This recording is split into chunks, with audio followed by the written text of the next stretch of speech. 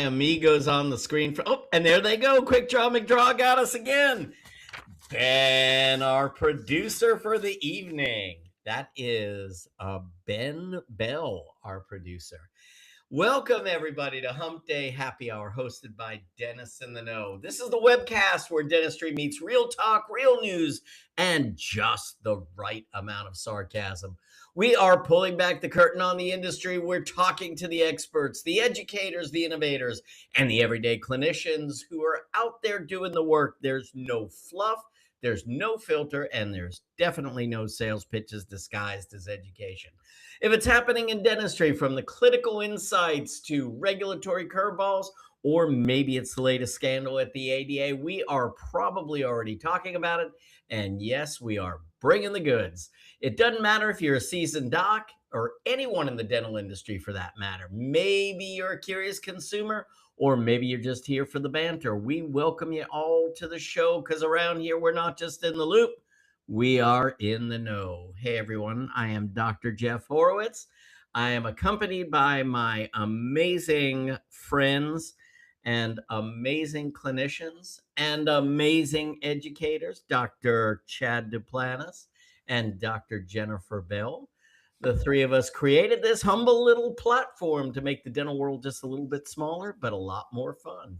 Today, we have a great topic. Pediatric dentist Dr. Jeanette MacLean is on with us today out of Arizona.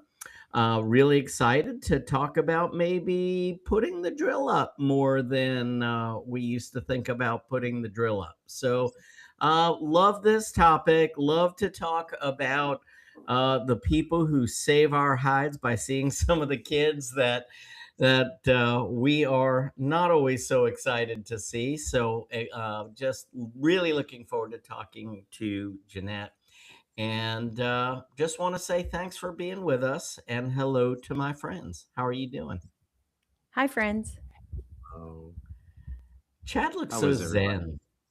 JB Yeah, JB looks very patriotic for Memorial Day, for Thank those who you. can't see her.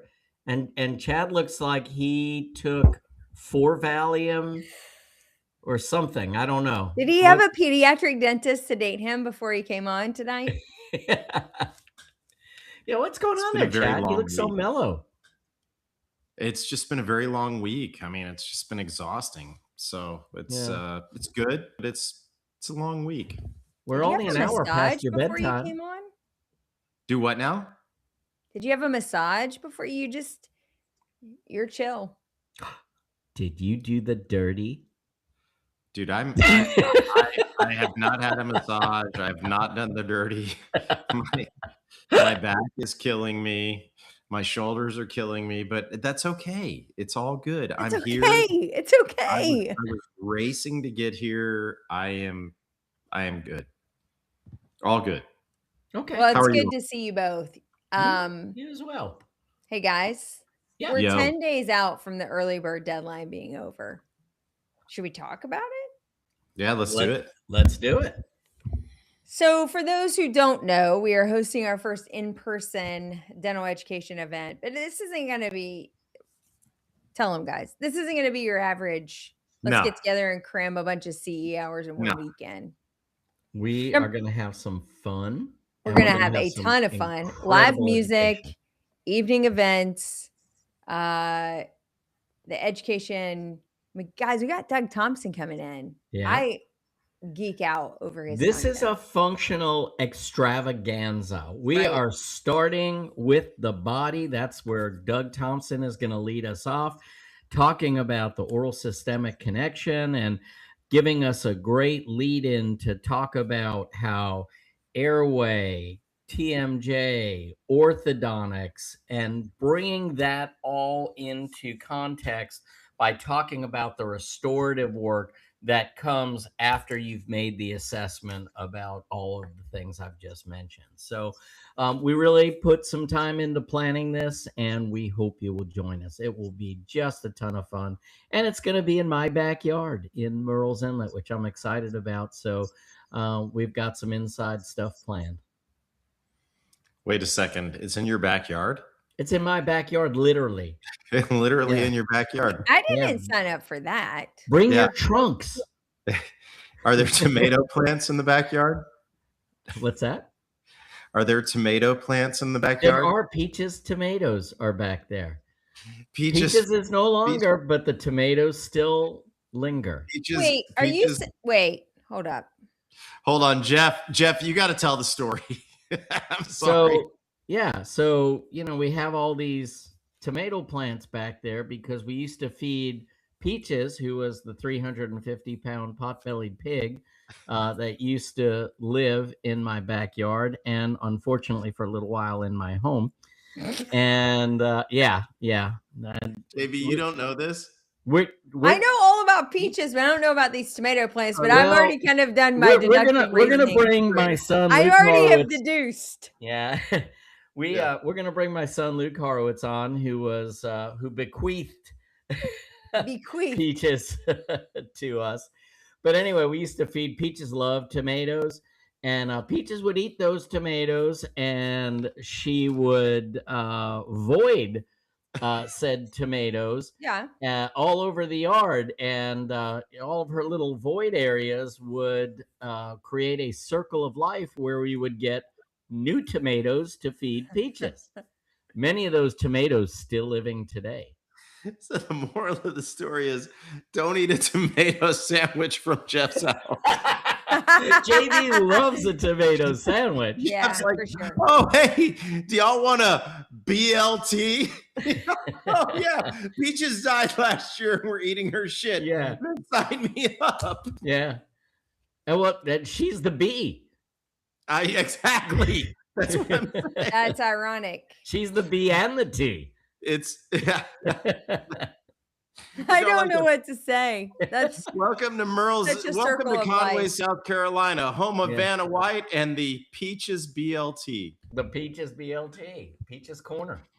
Oh, Peaches Corner. Yeah, that's a real. Logged a few hours there. Yeah. Wow, we've gone 7 minutes and haven't mentioned the first word about teeth at all, have we? I like that though. Teeth. All right, smile, guys. Now we've done it. There's teeth. There we go. So, JB, what's going on in news? Anything interesting? Oh, Jeff. I will tell you this, whether you mention it or not, I don't know if you had this, but going through the South Carolina House right now is a bill to eliminate any type of restrictive covenants or non-compete clauses in the medical industry. Whoa, did not have that in my... Yes. It Huge. could be because your state is small, out of South but it's worth Carolina this mentioning. week too. What's that? There was something else out of South Carolina this week too. Yes, there was. Yeah. All kidding aside, I think they found like 4 teeth in a resident there, which like set a world record. Yeah. It was at the state. It was at the state fair. They actually walked around and saw 4 teeth total. Yeah. No, actually, there was another news story out of South Carolina this week. Like a non-joke news story. I can't remember what it was, but it was there. Yeah. Lots of stuff happens here. As the mantra goes in South Carolina, thank God for Mississippi. Yes. Yes. Actually, California has that problem now. Yeah. In education, they're not doing well, and actually at 49 or 50. Wow. You know what we do lead the nation in South Carolina? STDs. Homegrown tomatoes? You do not. Do you we really? We do. We are at the top of the list of STD. Huh. Yeah. Afflicted. Dirty Myrtle. Yeah. I don't know. It could be Coastal Carolina. That's an unknown fact. I don't think many people knew. but Yeah. are probably really glad now that their state wasn't included. Well, I think half of them are at the nursing homes here that are popping up all I over the thought that place. was the villages, but Yeah. okay. Dude, the villages. Yeah, I actually said that in the golf shop. The guy was like, "Oh, this is gonna be the last time I see you. We're moving to the villages." I was like, "Well, you better glove up. Be careful, fella. I heard it's rough down there." Oh, that's a fake story. I said, "Bullshit." I tell Yeah. you what, I've read the research. You're in for a wild ride. Enjoy. Enjoy. Yeah. Needless to All say, I'm right, not guys, invited back to let's that get golf some course. news out there. I think, All right. yeah, we need to buckle down a little bit, but I still love the hang.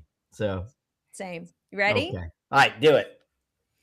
Okay, guys, we've got a couple news stories for you tonight. It seems like maybe a few might be a little controversial. Let's go ahead and talk about what Jeff brought up, which I'm so glad he mentioned it because I actually was not on my radar, but it's definitely worth mentioning. It is House Bill 4767 in South Carolina, which is looking to remove non-compete clauses for the medical profession.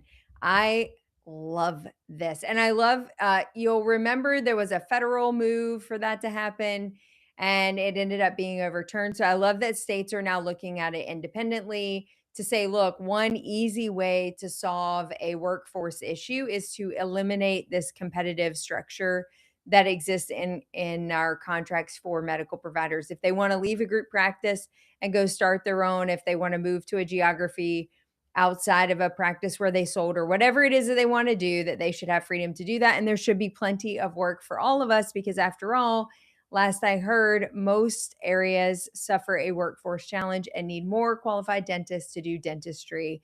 This probably would also apply to any other employee in a medical practice that's under contract. So in the dental space, it could be a hygienist, I guess, if they're signing contracts, but certainly in the medical space, you probably are looking at nurses, PAs, nurse practitioners, et cetera. So this is very interesting. Definitely going to watch it because I would love to see South Carolina be the first and take charge of this because typically, as we've seen with many other bills in the past, once a state successfully enacts it into law and puts a non-compete clause like this into effect, many other states will take up that banner to see if they can get it to pass in their own states. We saw that with medical loss ratio.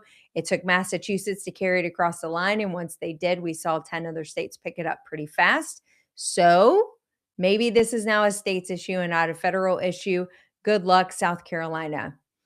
Another news article out for you. I would love to rally the troops around this particular one. This has been a passion project that we've talked about for several years now. And that is about this loophole of non-covered services. And guys, we've talked about this a couple of times. I'm going to remind you all again for the third or fourth time that many states, in fact, I think it may be over 40 now, have enacted variations of laws that protect dentists when certain things are not covered by a insurance plan. So let's say a patient comes to you for veneers, which is usually a cosmetic procedure. If the federal law applies, you're obligated to take the write-off on that procedure, even though it would not be a covered service by the insurance provider. Most states have put into place a protection clause that says that you can, in fact, bill with state-funded plans or non-self-funded plans, non-federal government plans. So that doesn't mean everybody gets billed. It means if they fall within that bucket, they get billed. Well, you know what a nightmare that is to figure out. And in fact, most insurance companies won't disclose to you on the phone whether that plan follows state law or federal law. If it follows federal law, you have to honor the write-off. If it follows state law, you don't. Well, there's been some movement and there's an Improving Dental Administration Act, HR 7931. This is a federal act trying to make this a simplified process and that we will be able to apply a standard rule across all states, regardless of the plan. I, for one, am a huge fan of this. And actually, honestly, no matter how it shakes out, simply because it would just be nice to know, to be able to disclose that to patients and then decide if I want to do procedures that are covered or not covered, especially if they're elective procedures. Currently, there are more than 360 dental insurance reform laws over the last decade that have been passed in variations. Many of them hover around virtual credit card payment, network leasing, and downcoding, as well as these non-covered services. There is a huge grassroots effort to try to get this thing across the finish line. If you're a member of the ADA, if you go to ada.org, you'll find additional information there on how you can contact your congressman to get them to stand for the Improving Dental Administration Act, HR 7931. If you are not a member of the ADA, you can still do that. Just you'll need to go directly to your congressmen or women and communicate to them that you would love this to be standardized to make it easier for all of us to ultimately be able to provide good qualified information to our patients. This legislation would involve prompt payment, non-covered services, virtual credit cards, network leasing, assignment of benefit, and prior authorization continuity to self-funded in addition to fully insured plans. So there would be now a standard rule that would ultimately default to how the states have been trying to operate for years. So remember, Improving Dental Administration Act, HR 7931, grassroots effort, reach out to your congressmen or women.